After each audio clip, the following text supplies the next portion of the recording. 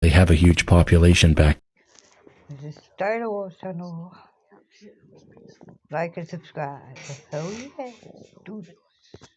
Problems whatsoever as far as I was concerned. That's why this event shook me completely. My sister and one of her former best friends, who I'll be calling Becky, were going for a walk with my dog on their usual route. It was getting really late. The street lamps were pretty much the only thing illuminating the dark street, and our dog was feeling very thirsty, so they decided to take a shortcut back to our house. This particular shortcut went through dense trees and bushes, and of course, it had to pass by the cemetery. We were always cautious about taking this path, because it was very slippery after rain. Wow, this is freaky, but I would never be in a cemetery at night time, no chance. Stay behind others, so this time she charged forward, and my sister and her friend had to pick up the pace to keep up. As they were getting closer to the end of the shortcut, the cemetery became more visible and more visible. Becky looked around and noticed something very strange which made her stop in her tracks. A woman in a white dress was sitting on her knees in front of a grave. Becky tapped my sister on her shoulder and pointed her finger towards the woman. Now they both stopped to look, but weirdly enough, my dog just wanted to continue walking. It was very unusual to see people there since the cemetery closes before dark, and the visibility in there was extremely low without another light source, and she didn't have one. As cautious and silly kids, they continued to stare, but eventually, as nothing happened, they continued walking, finally reaching the end of the path. Becky looked at the lady just one more time, and to her horror, she was standing and seemed to be staring off into the distance. She once again warned my sister about what she was seeing, and they both stopped to watch the woman again. My dog seemed to be unbothered, so she just sat down and waited for them to start walking again. Minutes passed and nothing happened, but they were scared to move. My sister eventually had enough, looked away, and whistled to our dog to stand up and begin walking. Just then, the woman turned around, broke out of the cemetery, and started running towards them at an insane speed. This is where I come into the story. Both of our parents were asleep by then. I had stayed up to play video games and to make sure everyone would arrive okay. While running, my sister calls me. Open the front door now and wake up Mom and Dad. What? What happened? There's a woman chasing us. What? I think we lost her, but... I immediately rushed to our parents' room and woke them up, told them everything, and opened the front gate.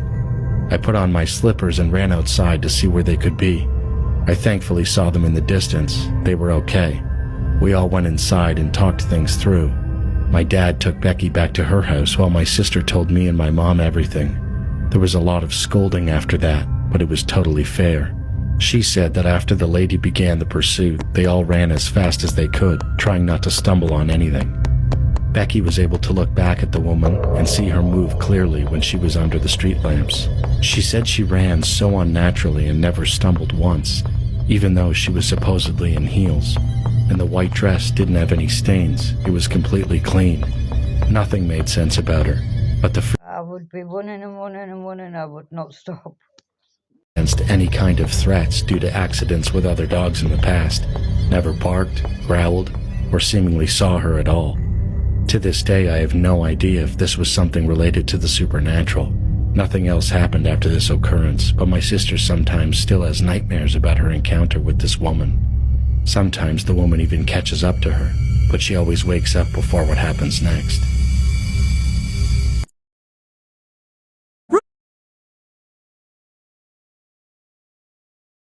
RuneScape in a day. Let's go. Make your bold character talk to this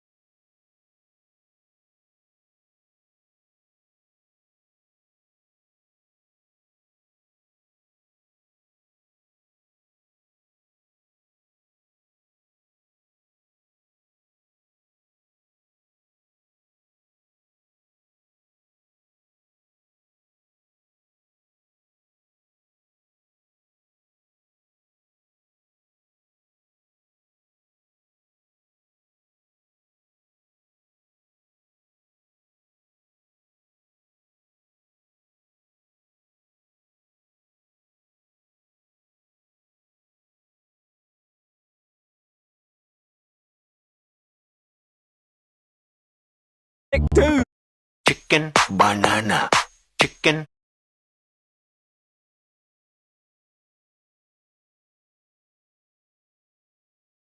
This happened last year. There was a period in my life where my parents were going through a rough patch. There was a period in my life. This happened last year, and it's My Uncle Yoshi had a pawn shop in the market. We lived in a small village surrounded by forests. To start this off, When I was 21, I live alone in Vacation to Yukon. Home for 3 days. This happened in night. I was driving across. This happened not. It was a freezing November evening in 2021. The kind where the cold seeps into your bones no matter how many layers you're wearing. I had been working late and barely made it to the train station in time for the last ride home. The station, usually bustling with commuters, was eerily empty that night. The air was heavy with fog. Lash the windows of the car. I went to the dentist to get my upper left wisdom tooth removed. I thought they'd offer me general anesthesia, where I'd go to sleep and wake up and it would be done. But instead I was told that I would have to have the twilight option, which is where you get the needle in the arm. You're a bit groggy, but unaware of your surroundings and not fully asleep. Now, I'm not totally sure why I had to have this option, but it was something to do with how complicated the surgery was. I figured as long as I didn't feel any pain, it wouldn't matter. I wasn't nervous at all, as I didn't really read up on what was involved. But my friend Damon gave me a ride, and then he was going to swing by and pick me up after. They injected me, and I felt a little dizzy. They applied some gel to my mouth and lowered me into the chair. It was a strange sensation. I couldn't feel my hands or my feet, but I had an incredible itch on my nose. God, I wanted to say something, but realized then I couldn't say anything. It was absolute torture, real quick. The dental assistant pressed down hard on my tongue. The pressure really hurt. Then I felt a sharp stabbing pain into my gums. It was excruciating. She turned to the dentist and assured him that I wasn't feeling anything. But I was. I tried to speak. I tried to tell her that I was feeling every single time she stuck her instrument into my mouth. But I couldn't. I heard the sound of a drill and then a saw, and then another needle, and I felt a jab into the interior of my cheeks as the dentist poked around. It was the worst pain I'd ever felt. And then there was this crunching sound. It was so loud. And the scraping as he literally ripped out my tooth. Now my nerves were so shot at this point, but as each time he touched a tooth, a sharp pain would strike through my brain. And as he retracted his scalpel and the instrument that carried the tooth, it somehow slipped, and he dropped it. Now I felt it wedge in my throat. He didn't realize it at first. He was talking about his future vacation or something. My tooth was in my throat, and I could feel myself choking on it. And yet there was nothing I could do. I tried blinking rapidly, but never saw a blink happen once. It was like my brain knew something that was happening, but my body and my brain were just disconnected. When the dental assistant asked for the tooth, the dentist joked that he might have dropped it. And she looked around outside of my mouth, not even thinking that it was inside. I could feel my windpipe closing and fluid building up. I felt like I was drowning. I was begging for help, begging for her to save me. She stuck a suction pipe into my throat and it cleared some of the clot. But I guess I somehow swallowed it. And I pushed my tooth further into my throat, jamming it in there. Now I was telling myself, breathe through your nose, breathe through your nose. But I just felt it getting hotter and hotter. It was like I was in an oven. And then she panicked. I heard them say that I was choking, at which point I could no longer breathe. I vaguely remember falling out of the chair and hitting the floor, and then being spun over and then just blacking out. When I came to, I learned the assistant had performed a tracheotomy on me. She had cut a hole in my throat so I'd have an airway to breathe. Now, have you ever seen one of those commercials where people have smoked for too long and they have a hole in their neck? That's me now. The next time I have a toothache, I'm going to take a hammer and smash it out. It'll be less painful. I went to the dentist to get my upper left wisdom tooth. During my holiday, I spent about 3 weeks in Japan. I arrived pretty late, so I couldn't check into the hotel that I initially booked, so I booked the cheapest hotel that I could find nearby. Aesthetically, it was quite nice, but it did have easy. Anyone could come in and go to any room as they please. Plus, there was no security in sight. After arriving in my room, I ordered some food and watched some TV. I was still pretty jet-lagged from the flight, so I started to get ready for bed. As I was falling asleep, I felt the urge to double-check the door just to see if it was locked. I didn't think anything was going to happen, but I'd rather be safe than sorry. About 5 minutes after I checked the door, I heard footsteps outside. Initially, I thought it was someone leaving their room, but the footsteps started to pick up speed. The sound started getting louder and louder, and I started to freak out a little. All of a sudden, the sound stopped. I looked at the light shining through the bottom of my door, and there was a shadow of a person. At first, I thought it was room service, but it was too late for that. Or maybe it was some drunk idiot who was at the wrong room. As soon as I switched my light on, the shadow disappeared. I was confused, but I reluctantly went back to bed. That's when I suddenly heard scratching coming from my door, so I immediately turned my light on and shouted, "Who's there?" After a moment of silence, I heard the footsteps slowly fade away. At this point, I was thinking it could be some kids messing around, so I got up, opened the door, and peeked my head outside. I glanced in both directions down the dark and slim hallways. That's when my heart stopped. A man emerged from the darkness and ran erratically towards me. His face was contorted as he screamed, and I could see he was holding a knife in his right hand. As he got closer, I could see him more clearly. He had disgusting long, dirty hair, his clothes were ripped, and he had cuts and bruises all over. I quickly slammed my door and pressed against it, praying that the man would just go away. After what felt like hours, I finally gathered my courage and looked through the peephole. He was gone. I let out a sigh of relief and checked the peephole again. My heart started pumping faster than ever before. He was right in front of the door.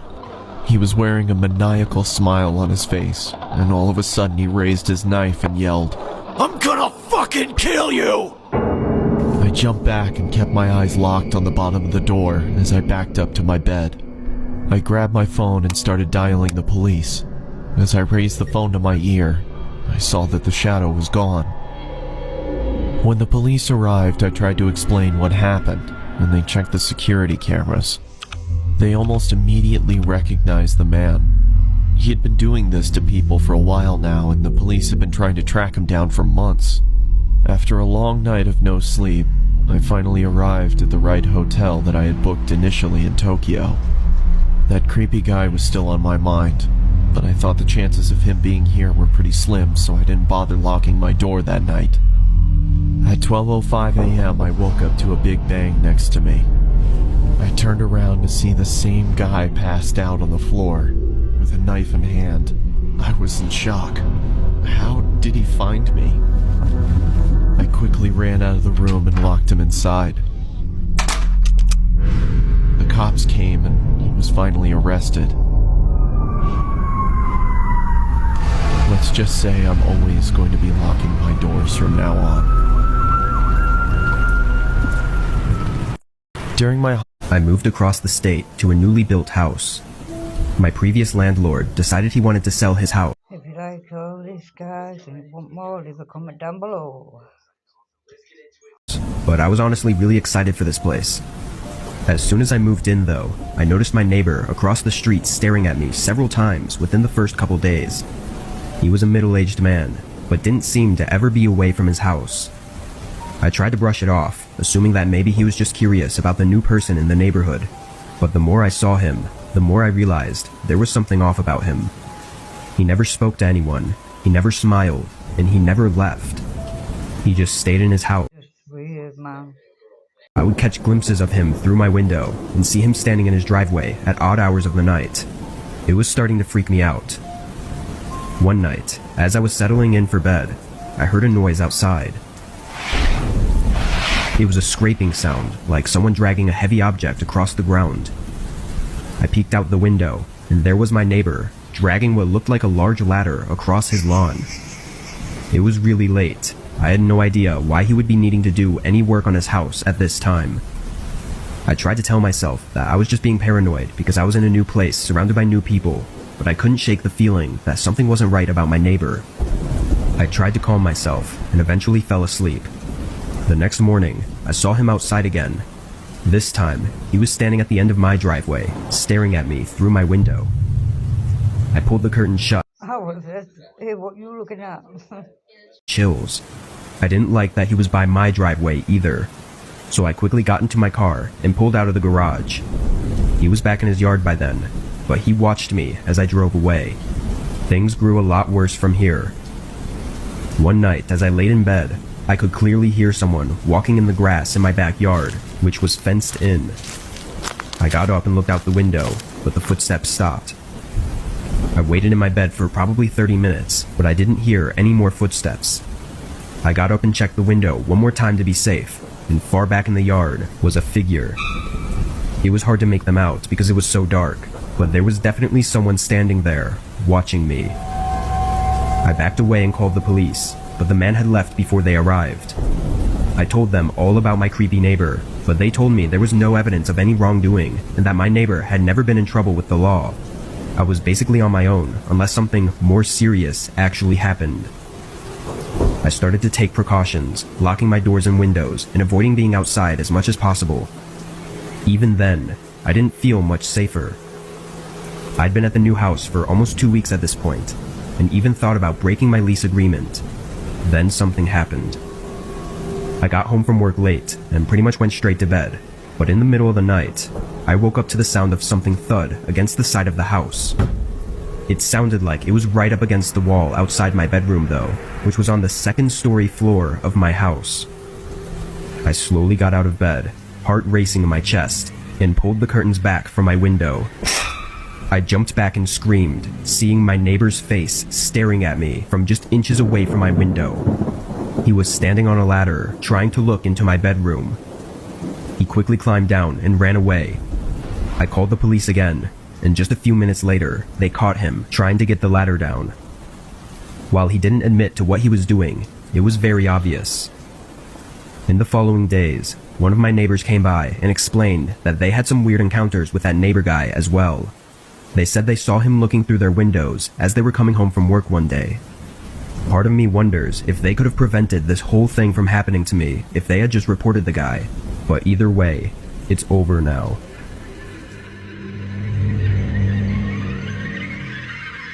This happened on a Norwegian peninsula when I was about 15 years old. It must have been 2006, give or take a year. Regardless, it was Halloween night, and I didn't really have any plans. Too old for trick-or-treating, too young for partying. It was a small peninsula anyway, so there wasn't much going on. I was just sat at home, playing RuneScape on my desktop. This continued until sundown. You could say I was mildly addicted to that game. I usually like to play with the lights off. Bad for your eyes, but I like the mood it set. Anyway, it's around 9 PM. My mum comes into my room and pats me on the shoulder. "Didn't you hear me? I said I'm going out for 20 minutes, she said. I had my noise-cancelling headphones on, so I was oblivious to the fact that she'd been shouting to me. She heads downstairs, and I hear the door slam. I put my headphones back on, and sink back into my own little pixelated world. As such, I can't really tell you how much time passed when this happened. When you looked out of my bedroom door, which at the time was wide open, you could see down into the long corridor leading to my mum's room opposite. Since all of the lights were off, I could only really make out the outlines of all the objects, and that was only after my eyes adjusted after looking at the bright computer screen. Until then, it was like looking into a dark void of total blackness. You know when one of your senses has picked up on something that you're not totally conscious of yet, and you feel a little uneasy? Well, that happened to me while I was playing. It felt like someone else was around me, like that I'm being watched sensation. I figure my mum came back from wherever she went, and that I just hadn't heard her due to my headphones. But if that was the case, why hadn't she turned the lights on? I looked down into the dark corridor. At the far end, something's glowing. It's large and fluorescent green. It's spherical. Looks like a floating orb of some kind. I freak out and whip off my headphones. After looking at it for a moment, it becomes clear that this isn't an orb at all, or anything supernatural like that. There's 2 black holes where eyes should be, and a dark slit for a mouth. It's a glow-in-the-dark mask, and it's not floating. Someone's wearing it. Whoever it is facing me. I can't make out the rest of their body, but the head is definitely looking in my direction and is slowly inching closer. It's some sort of distorted, expressionless face. It's hard to describe, but the image of it is burned deep into my memory. Realizing he's been spotted, the guy freezes. We just stare at each other for what felt like the longest time. He raises a finger up to the lips of his mask. Shh, I'm just a trick-or-treater. It's a thick, manly voice, one I didn't recognize. In a state of shock, and not really knowing how to react, I just sit there, keeping my eyes on him. So, trick or treat? I mumble out, neither. Please go now. But he doesn't go. The glowing face starts moving towards me. Desperate to keep him out of my bedroom, I leap up and slam my door closed, locking it and pressing the full weight of my body against it. The guy is just outside my door. I can hear his deep breaths on the other side. He tries the door handle. It rattles. More heavy breaths. He tries the handle again. Then I can hear quick footsteps moving down the stairs, and what I think is my front door opening and closing. Still in shock, I just sit in my barricaded room, sobbing to myself until my mum finally returns. It felt like forever since I'd last seen her. She asked me what was wrong, why I was crying, and why there was a large Hessian sack left in the corridor. I told her what had just happened. She called the police for me immediately. I like to think that this was just a crazy person, and that they didn't really have any intention of harming me.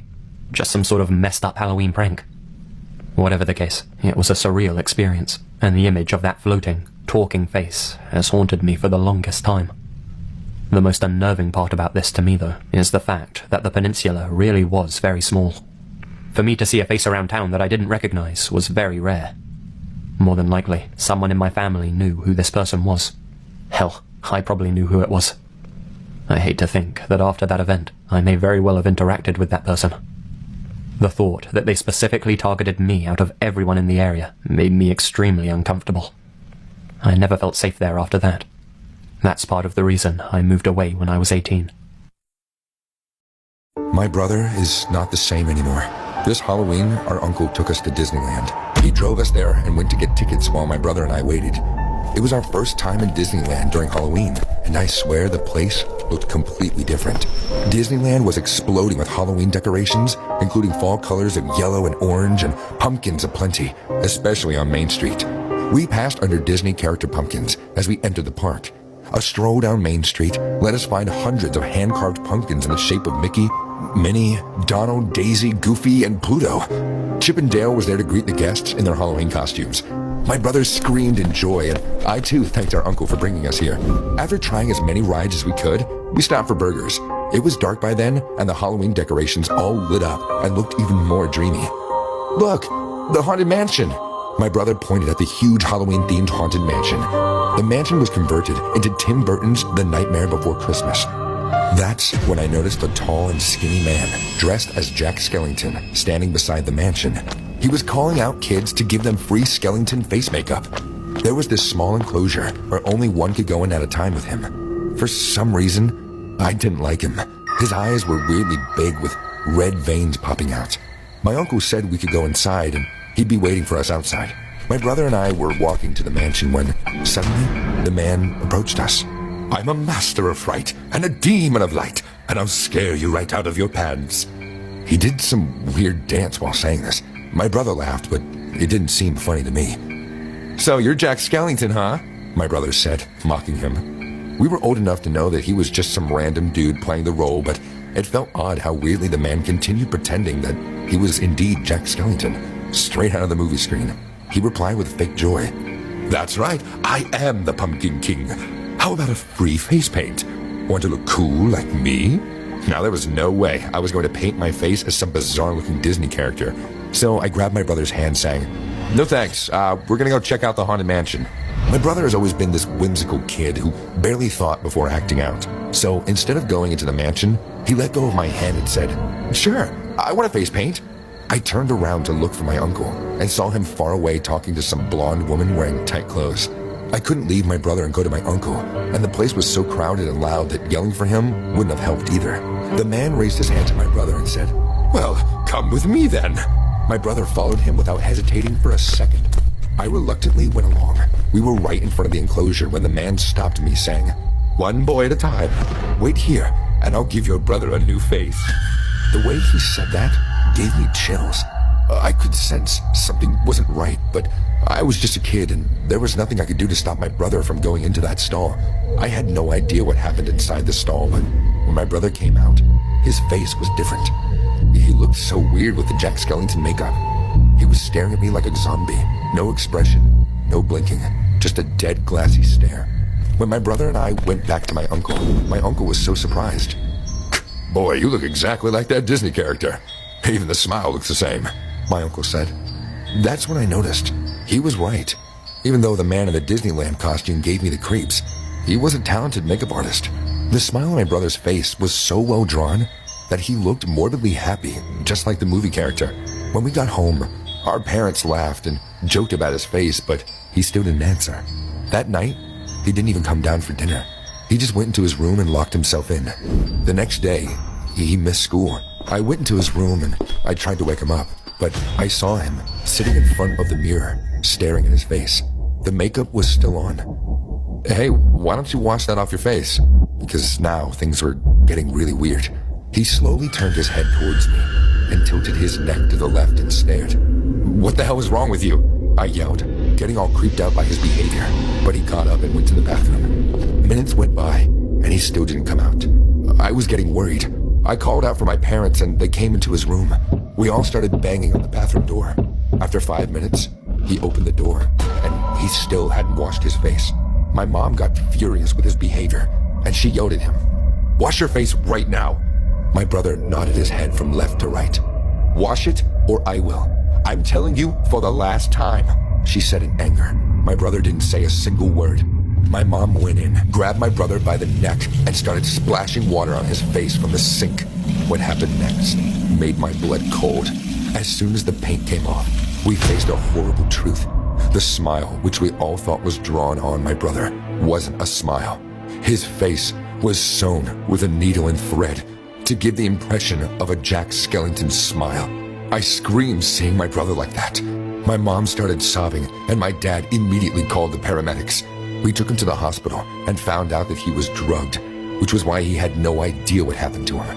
The doctors cut off his stitches and put him under observation for 3 days. The sewn marks were still on his face, and the doctors said that they would go away with time. We went back to Disneyland Resort looking for the guy dressed as Jack Skellington, but they told us that no guy worked there during Halloween as Jack Skellington. My brother is not the same. This was last year, I think sometime in April. It was raining pretty much every day here, but this night was a lot heavier than usual, with scattered thunderstorms throughout the day. I love thunderstorms. You got to be a good old thunderstorm, guys. I was driving down my neighborhood road though. It was very clear that something had happened. All the lights were out in every single home. I pulled into my driveway and parked. And of course, when I entered and tried to turn on the lights, it didn't work. The power was completely out, and my whole house was basically pitch black. I tossed my stuff by the doorway, then went down to the electrical box, just to see if for some reason that worked. But it didn't. This really sucked, because I didn't have hardly any spare lights aside from my phone. What I ended up doing was getting my laptop and setting it up on the coffee table in my living room. The white screen from the YouTube page that I had open lit up most of the room, so I sat back and just watched some videos. I had to work early the next day, but I didn't feel comfortable going to bed with the power out, so I was already planning on staying up late. I probably sat there for a good 2 hours, watching YouTube and checking my phone for any updates on the weather. The lightning was shaking the whole house, so it was pretty bad out there. But randomly in the night, a thump came from outside the window. I jumped a little, then turned my laptop screen to light up that side of the room. I got up and walked over, then twisted open the blinds. I froze up for a second, not expecting to see a man standing right on the other side of the window. His drenched hair was falling over his face, and he was peering through the window at me. He yelled something, but I honestly couldn't hear him with the heavy rain and thunder in the background. Being so caught off guard though, I didn't know what to do. I was a little freaked out though, so I just closed the blinds. I felt kind of horrible about it, but why was he outside banging on my window anyway? I heard him hit the window a few more times, then it went quiet. I figured he'd either given up or moved on to another house, so I turned my laptop toward me again and continued watching YouTube. The storm stayed strong through the whole night. I must have been up for another hour, but my eyes got really heavy and I just couldn't hold out any longer. I lay down on the couch and drifted off to sleep. I woke up to a loud crash. I didn't know if it was a nearby lightning strike or what, but I immediately got up from the couch. The power was still out, and the whole house was still pitch black. I turned my phone on and looked around, and that's when I heard something from the back of the house. My heart was pounding as I walked into the other room. When I shined my light down the house toward the back room, there were several large shards of glass on the ground reflecting the light back at me. I could then see the nearest window completely shattered, with rain pouring into the house and the blinds blowing frantically in the wind. Out from behind the wall. My whole body jerked when I saw them, and I instantly spun around and went for the front door. I ran through the rain, getting soaked all the way through, until I got to my neighbor's house. I stood under their overhang on the porch and called 911. It's no surprise that the man wasn't there when police showed up. Although not getting a full look at him inside my house, I was 100% sure it was the same guy from earlier, so I gave them that description. Oddly enough, or maybe not so much, there were 2 more reported break-in attempts that night, as well as several other reports of strange behavior outside people's homes. I was the only one unfortunate enough to have had them successfully break inside, but nobody knows what he was trying to do, and it seems like we won't ever know. Since then, he's never been sighted in or around our neighborhood. Being a single mom is hard. Very hard. I hate my job. I have a slew of late pickup charges from my son's day. It's not easy being a single mum and all that, look, God. Every day is a struggle. My mind is a prison cell, and I lost the key to the door so long ago that I don't even care to look for it anymore. That is why when I won a trip to Disney World through my company's annual raffle, I nearly cried tears of joy. Nothing good ever happens to my son and I. The list of our misfortunes are as long as my arm, and this trip provided us with the one thing that we thought we would never recover: hope. Hope not just for a fun week, but hope that maybe the perpetual muck that has overtaken our lives ever since my husband left us 5 years ago would finally start to dissipate. You can imagine my horror then when I lost my son during the final day of our trip. We were making our way over to Space Mountain when suddenly I had to use the restroom. I told my son to sit on a nearby bench while I did my business, and then disappeared into the first clean stall I could find. When I exited the restroom a few minutes later though, he was gone. Fear gripped me as I whirled my head around the scattered crowd, trying my best to locate him before he wandered out of sight. My efforts were futile though. I spent the next 5 hours scouring the park in a panicked frenzy. No matter how hard I looked though, I couldn't find him. Just as I was about to call the police, I found him sitting on the bench that I had left him on earlier that day. He was wearing a full-body Mickey Mouse costume, and I would have walked right past him if I hadn't recognized the worn-out Scooby-Doo backpack resting on his knees. I ran over to him and wrapped my arms around his head. His body was limp in my arms. If it wasn't for the steady rise and fall of his chest against my thigh, I would have thought he was unconscious. "Where have you been? I swear I looked all over Magic Kingdom for you. And where did you get that Mickey Mouse costume?" He didn't answer. It was at this point that I became concerned. My son is normally very talkative. It was unlike him to be so reserved, especially after such a traumatic event. "Why don't you take off that mask? I want to see that you are okay." I reached down to pull off his mask, but he swatted my hands away with such force I staggered back a step. Never before had he hit me. The blow surprised me so much that I stood there, motionless on the sidewalk, for almost a minute, unsure of how to respond. Eventually, though, I regained my wits and sat down on the bench next to him. "I know you're scared," I said, "but everything is all right now. We're together again. You're safe." Once again, no answer. "Why aren't you talking to me? Are you hurt?" No answer. I tried for several more minutes to get him to respond, but I might as well have been talking to a mannequin. All he would do was sit there unmoving on the bench, staring off into the distance through his mouse eyes. The only time he would move was to swat my hands away every time I tried to remove his mask. We sat on the bench for over an hour before I grabbed his hand and led him back to our hotel room. Luckily, he didn't resist as I maneuvered him through a crowd, To my surprise, he followed me with dog-like docility and even allowed me to tuck him into bed that night, Mickey Mouse costume and all. I debated that night whether to contact the park authorities about his disappearance and stolen suit, but decided against it. My gut was telling me that I should, but I was just too exhausted to prolong the matter. He seemed relatively unharmed for one thing, and we had to get to the airport by 6 the next morning. Calling the authorities would potentially extend our stay, and I couldn't afford to buy another pair of plane tickets, so I kept the matter to myself and drifted off into a light sleep the moment my head hit the pillow. We arrived home around sunset the next afternoon.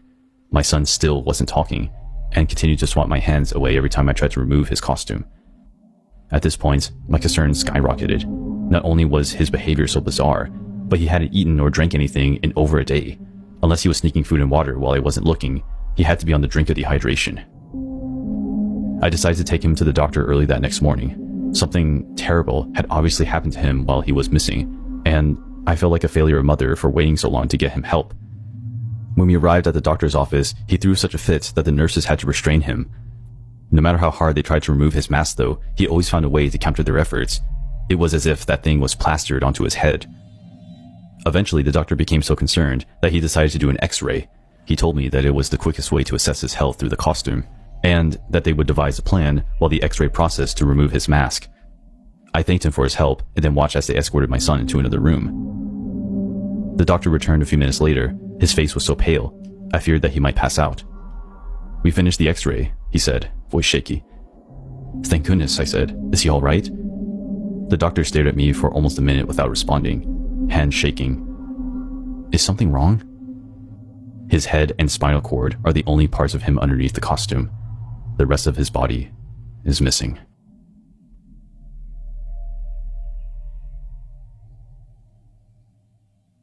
Being a single mom. This is the scariest. For a while, I worked as a janitor at a university. The college was about average sized, and there were several different buildings on campus. There were a few other janitors, and we would all have certain buildings that we were assigned to clean. That would change as well, so basically I would just do as I was told. When I worked, it would mostly be the afternoon into the night. I would get off at It was a couple days before Halloween. I actually had the next few days off, so after I got off work, I was looking forward to staying up late and enjoying the night. I picked up some fast food on the way home, eating on the couch while watching some Netflix. Yeah, take a bit. Paused it and got up to throw out the rest into the kitchen and tossed it. But when I turned around, I saw someone standing in my backyard. They were just looking at my house, not really doing anything else. For context, my backyard was small, but fenced in, so there was no way he just stumbled through while taking a shortcut or something. I flipped on the back porch light and slid the door open. "Hey, what are you doing?" I yelled at them. With the porch light now on, I could see their face. They were young, probably in their 20s, but had really tired, and for lack of a better word, creepy eyes. They didn't respond to me, so I called out again. "You need to leave. This is my property." The guy looked over at me, then casually started walking toward the gate. I made sure they left, going to my front window and watched them walk down the street.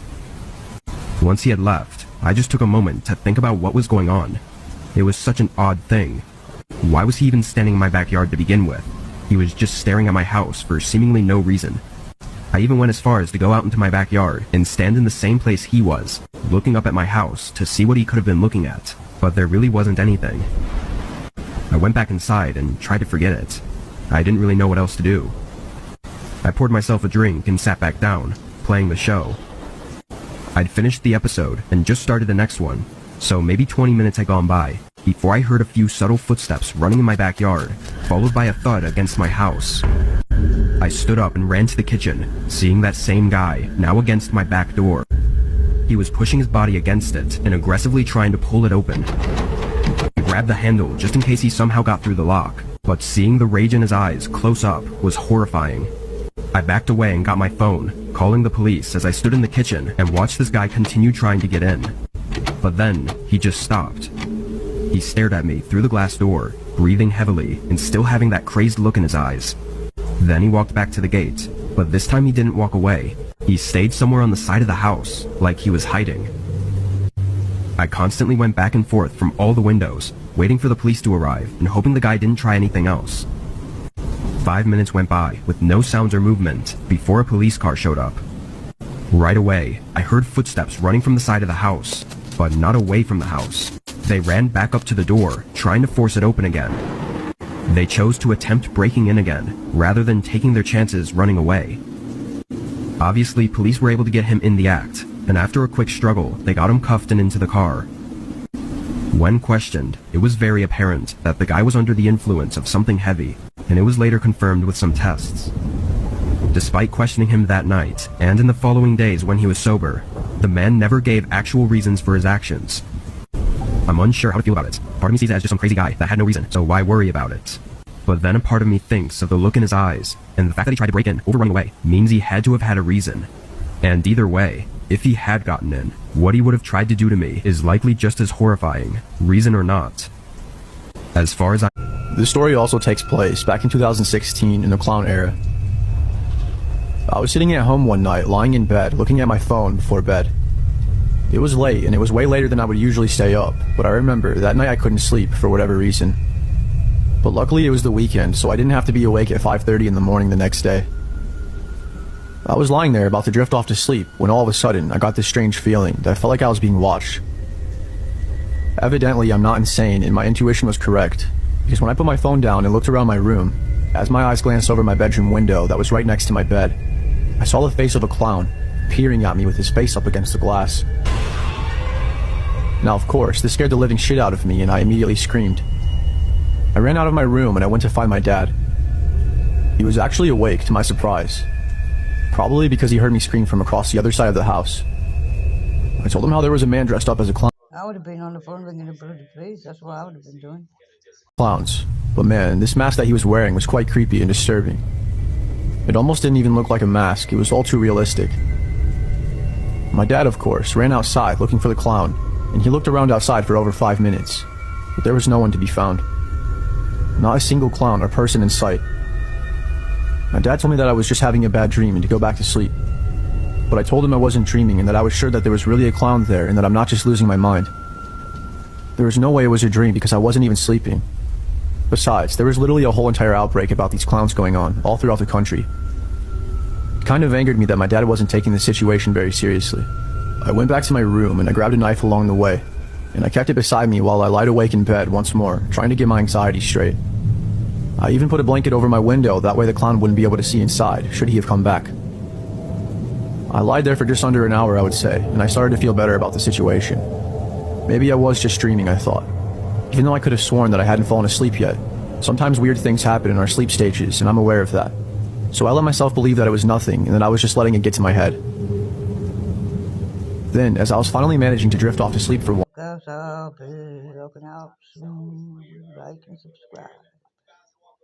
and I gained the courage to peek outside. I moved the blanket over to the side, and I poked my right eye out of the window, and I saw a man standing there dressed as a clown. I couldn't see exactly what he was doing, but it looked like he was trying to open the window. He was most definitely trying to kidnap me or something, no question about it. At this point, I knew I wasn't dreaming for 100% certainty. I didn't scream this time either, and I wasn't sure if he had saw me or not. I was hoping that he didn't notice that I saw him this time. That way he wouldn't be spooked and run off again. I rushed all the way to my dad as fast as I possibly could. He was sleeping this time, but I awoke him within seconds of arriving in his room. He followed me to my bedroom and looked out the window where the clown was, and there he was. The clown was still there, trying to break in. Holy hell, my dad said. My dad told me to stay put and to call the police. Then he rushed outside, and when he found the clown, he was no longer by the window. He was standing directly in the middle of our backyard with a bat in his hand. My dad charged at him anyways, and the clown braced himself, ready for my dad's attack. As my dad got close enough, the masked man took a swing right for my dad, and somehow my dad managed to tank the hit to his side and disarm him. My dad started beating the literal hell out of this guy and was half near killing the man by choking him. My dad let the weird guy go, and only a few minutes later the cops arrived. We explained everything we could, the best we could, to the police, and they even went searching for him. But as far as I know, the police never turned up with him. We never had another incident like this ever since. I think that clown got the message from my dad loud and clear. I wish that weirdo would have gotten arrested though. But the most important thing is that nothing happened and that my father was able to protect me. I was only 14 years old when this happened, so that's why I couldn't really stick up for myself so much. My dad really is a true hero. That's it, guys. Like and subscribe, and leave a comment down below if you want more.